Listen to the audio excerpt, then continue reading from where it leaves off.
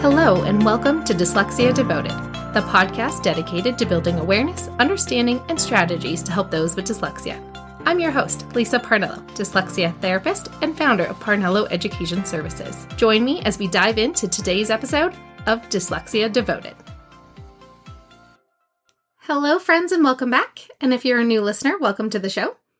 Have you ever seen the term SLD in reading on school paperwork and wondered what that means exactly?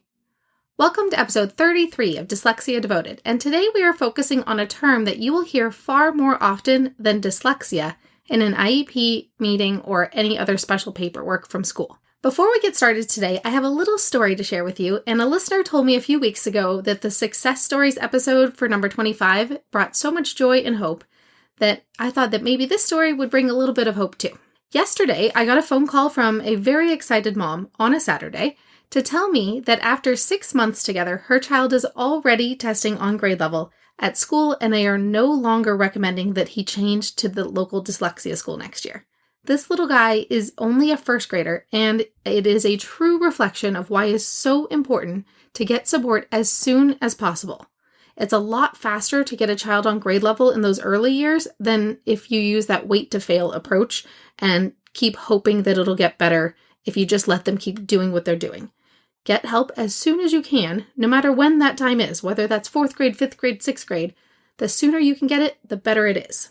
And before we jump into our main episode in just a second, I have a little favor to ask you.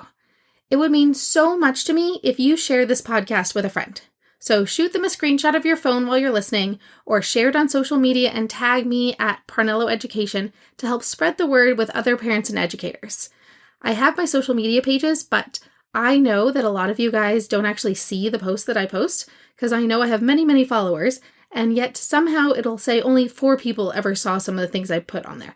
So it would mean the world to me if you could help me spread that word so that other parents and educators can learn all about dyslexia.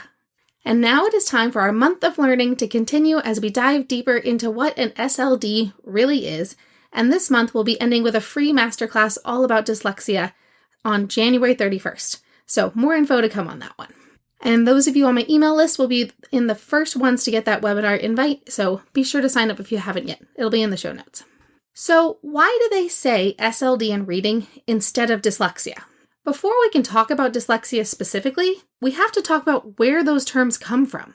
There is a law called the Individuals with Disabilities Act, IDEA, or IDEA, and it requires schools to provide special education services to students who qualify under 13 different categories. Those categories are specific learning disability, other health impairment, which often can qualify for ADHD or sometimes seizure disorders as well, autism spectrum disorder, emotional disturbance, which I feel like gets a bad rap because sometimes that could just mean a child has depression, so it's serious, but it's not as terrifying as some of the other mental health disorders that people assume with somebody being emotionally disturbed. So a lot of times we try to avoid that actual language within school systems if we can. Another one is speech and language impairment. That's another category under IDEA. Vision impairment and blindness, hearing impairment and deafness, and as a separate category, deaf-blindness. They are both deaf and blind and therefore need a different kind of instruction. Then there's orthopedic impairments, such as cerebral palsy, that affect their ability to, navigate the campus and things like that, and that require them to have services that are a little bit different. Then there is an intellectual disability, which could include somebody with Down syndrome or somebody who has an extreme difficulty with learning. Then another category is traumatic brain injury, which can happen after a car accident or a brain tumor or some other injury to the brain. And lastly, there's a category for multiple disabilities, meaning that their learning is impeded by multiple things and no one category fully encompasses that, which this diagnosis is actually pretty uncommon. What you will more often see is that there is a primary and a secondary disability that encompasses the largest need of support for that child. In the show notes today, I've included an understood.org article that goes into all of these ones briefly. That way you can reference it and not just listen to what I'm saying today. But then also don't forget, we have that IEP terms cheat sheet that I shared with you last week as a little freebie to go with last week's episode. So I'll make sure to go ahead and put that in the show notes as well this week so that you can grab it if you missed it from last week's episode or forgot to go download it. That IEP terms cheat sheet is a freebie ready and waiting for you. All right, so let's pivot and talk about what is an SLD in reading specifically, because that is probably what applies most to you guys if you're listening to this podcast. While they call it a specific learning disability, it's actually not specific at all. It can fall into many categories, such as a specific learning disability in math, or a specific learning disability in written expression, or a specific learning disability in reading. Many times a school will tell you that they can't put dyslexia on the IEP because it is not one of the formally recognized IEP categories under IDEA. So remember, that is that list of 13 terms I just told you a couple minutes ago. So because dyslexia is not formally listed as one of those terms, they give it the category of SLD in reading because that is a category under IDEA. And dyslexia is a specific learning disability within the category of reading. So that's where that comes from. So one thing that the school can do is they can put dyslexia in the notes and the comments if you have received an outside diagnosis of dyslexia from a private evaluation. Typically, the school will not say the word dyslexia, but often private evaluations will, and they can put that in the notes and have the word dyslexia in the IEP because it's in an outside evaluation that you've provided to the school. Now, when we think about an SLD in reading, it can mean a couple of different things. The first is a struggle with how to read and what we often refer to when we talk about dyslexia. The second possibility is that it is a struggle with understanding what is read. Some students can read the words, but they have no clear understanding of what they've read by the time they're done with that text. And while both of these have the possibility of qualifying for services under the category of an SLD in reading, they may have very different focuses of instruction. One student may need support with the phonics so that they can read and sound out the words, while another student who qualifies under that same category may need more support with understanding, using comprehension strategies, and developing their vocabulary and their ability to make a little movie in their head as they're reading to keep track of what they're reading about. The question I get the absolute most is, why doesn't a child with dyslexia always qualify for an SLD in reading? They have a proven diagnosis of a learning difference. Why don't they qualify for services under an SLD in reading? And that is because a child only qualifies for services when they fall below the average range, meaning they have to be even lower than the low average range. Many times a student isn't low enough that the school is required to pay for those services under special education. It does not necessarily mean a child doesn't have dyslexia. Often kids with dyslexia might qualify for a 504 plan, which gives them accommodations, even after a dyslexia diagnosis, if their reading is still within the average range. So even if you know that they could do better with more support, that doesn't necessarily mean the school is going to provide services.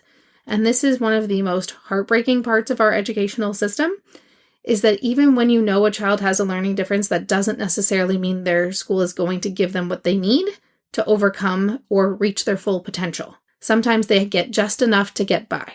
And while I don't think this is right or fair, it is the way it is. And ideally, a student who's just a poor reader, if the school was using better curriculums, hopefully that would help them as well. If they used more science of reading and more explicit phonics instruction within the classrooms, a lot of those kids who are sitting on the fence between qualifying for services and not qualifying for services, if our tier 1 instruction, meaning the main instruction that happens in the regular classroom, was better, a lot of these kids would be doing so much better as well. This episode is probably one of those ones that might be a little aggravating and frustrating. And in fact, I've had some families send me paperwork saying, wait a minute, we just had this whole evaluation. My child can barely read and you're working with them and they're making progress. And the school is saying they don't qualify for an IEP when I know my child has dyslexia. And I get it. It doesn't seem right and it doesn't make a lot of sense. But it's part of how the educational system works. They have a certain amount of funding and they have to create a cutoff point somewhere of who gets all of those services and who doesn't. Unfortunately, it's a pretty low bar in terms of what is considered average, and it's not always worth the fight. So you really have to pick your battles on this one and decide, is it worth fighting the system to try to get the support that you need? And if so, and you believe that it is, you can go to Rights Law, which I believe it's rightslaw.org, but I'm speaking off the cuff on this part, so I'll make sure I link it properly in the show notes for you.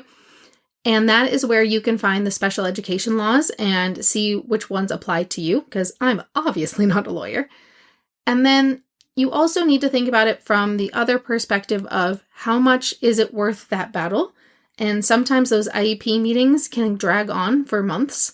And if it's taking you 6 months to try to get the services that you need and are asking for, what could you have done on your own in those 6 months? Would something else have been better worth your time and money, such as a tutor or a specialized school for dyslexia and then applying for scholarships or things like that? Because sometimes advocates and lawyers can get pretty expensive, and so you have to decide which battle do you want to pick. Another time when a child may not qualify for an SLD in reading is after their dyslexia has already been remediated. So sometimes a student qualifies under an SLD in reading, but then they make a ton of progress, either at school or through outside tutoring, that they no longer qualify for services through the school because they're now within the average range when maybe they weren't before. So instead, they might get a 504 plan that gives them accommodations. And so because they're working closer to the average range, the school isn't going to provide any more support. Even if you know they could probably do a little bit better if they had more support, you won't always get it. All right, so let's go ahead and recap for today. First, we talked about why do we use these terms in IEP paperwork, specifically an SLD in reading, instead of saying the word dyslexia. And it comes back to, it's all part of the IDEA laws idea. And there are 13 categories. The word dyslexia is not one of the categories, so they lump it into the SLD in reading because it's a specific learning disability in the category of reading. I also linked in the show notes for you that understood.org article about those, as well as the IEP terms freebie that I gave you guys last week in case you didn't download that one. And then we talked about the SLD and what it means and what forms it can take for reading, such as how to sound out the words or how to understand what's happening. We lastly talked about why some kids with dyslexia don't always get that SLD label and the IEP services, even if families are trying to get them. All right, friends, that is all for today. Thank you so much for listening. Be sure to join that Dyslexia Devoted email list if you want to be the first to know about those new things coming up, including my masterclass at the end of this month. And share this podcast with a friend. It would mean the absolute world to me if you could share it with a few others, because there's far more people that I'm sure would benefit from it than my actual ability to reach on social media and whatnots. So share away, please, please, please. All right. And the link, if you want to join the email list and you're not on it, is just parnelloeducation.com/email. All right. That's all for now. I hope you have a fabulous rest of your day and see you next time.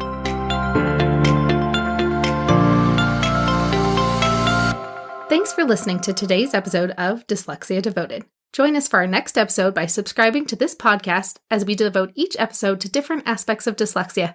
See you next time.